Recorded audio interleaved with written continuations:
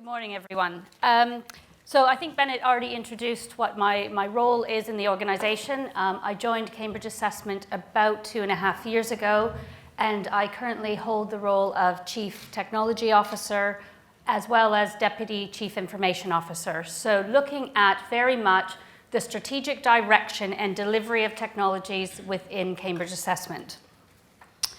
When I was asked to open today, I've been thinking since that point on what were the successes and challenges for me to get to the position I am in today.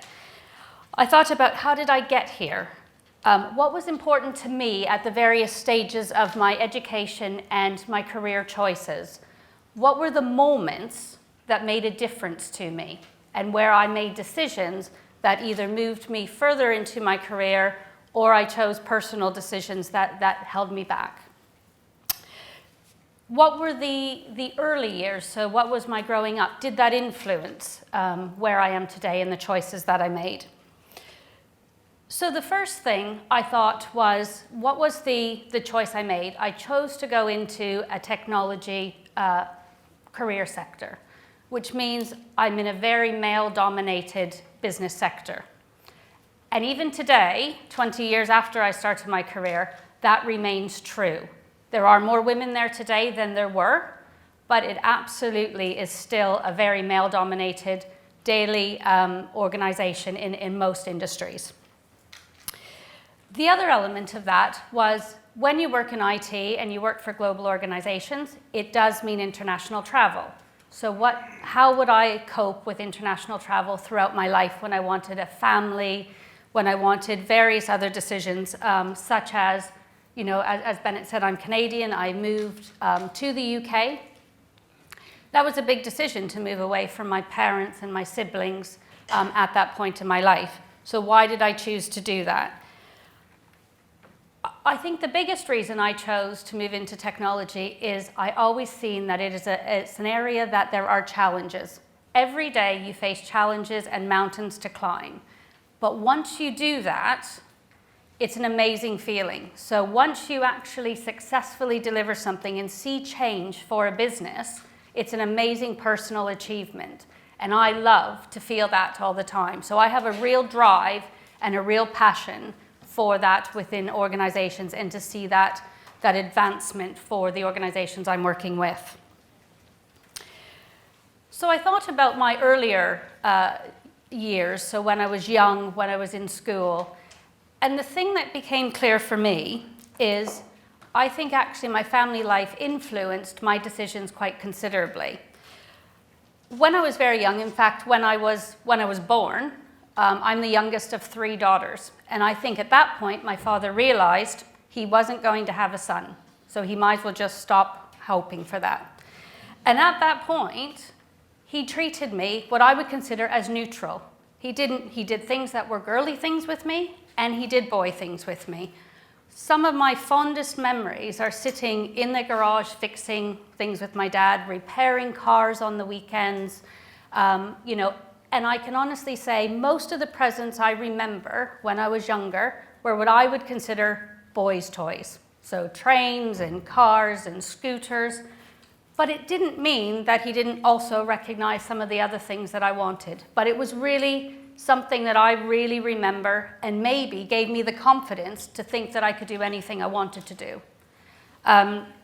So I do think that probably my dad was one of my greatest teachers in life.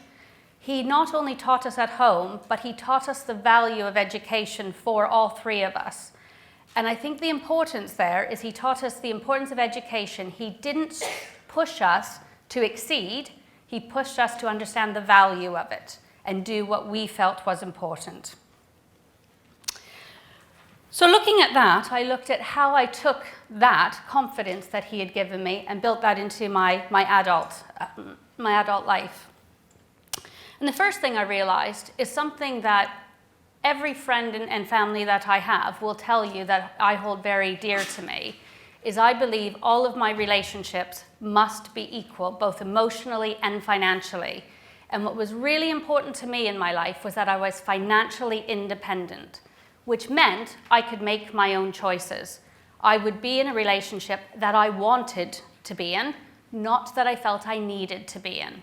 And that holds true today, and that's something that I value quite dear to my heart in when I make those decisions around what relationships to be a part of.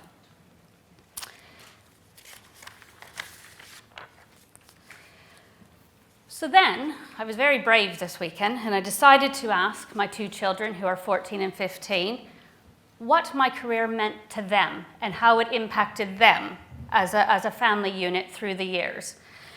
And it was quite interesting and quite positive. So I wasn't sure what they were going to say, to be honest. And what they told me is, I understood you were in technology, Mum, and you told us for many years that it wasn't always favorable hours. You often worked weekends. You often worked late into the evening. But actually, you were here when we needed you, and you were here for all the important things. So I said, okay, so how did we manage to have that balance? How did we manage to have family and I had my career? They know from a very early age, both of those things are very important to me personally. And they told me that I over-organized them, yeah? And they told me that they aren't allowed to go to bed on Sunday evening until I know what they need to do every day of the week, where they need to be, who's picking them up, what tutor lesson, when it's going to happen, what extracurricular activities. Once we have that, they said you just relax and you settle down and you get ready for work on Monday. But until you have that, we know we better sort it out. So, my daughter also said to me that actually, you've made me believe I can do anything that I want to do. And then she went on to say, and I can have anything I want to have. And at that point, I thought the conversation should end because she was going to ask for money. I was pretty sure. So the last two elements that I think had a huge impact on my decisions and the advancement of my career was my move from Canada to the UK. And I didn't know it at the time that it was going to have such a profound impact on my career going forward.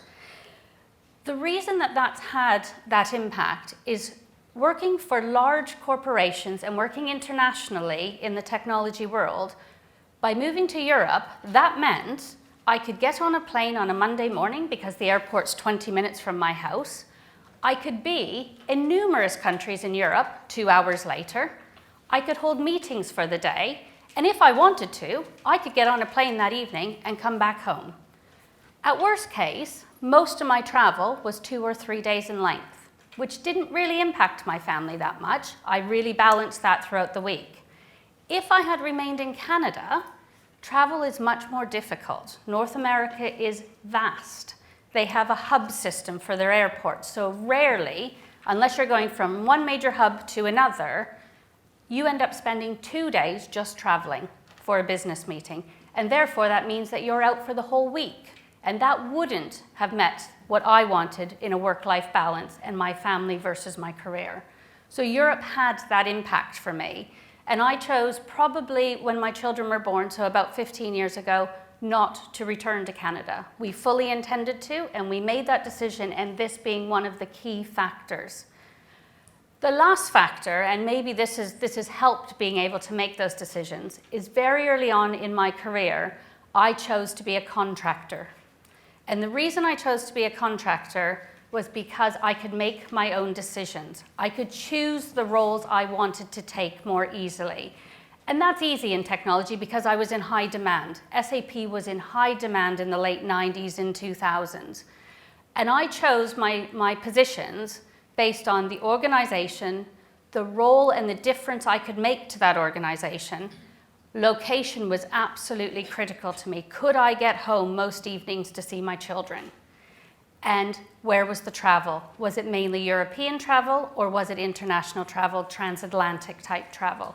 All of those things allowed me to consider the roles that were put in front of me and make the decisions that worked for me personally.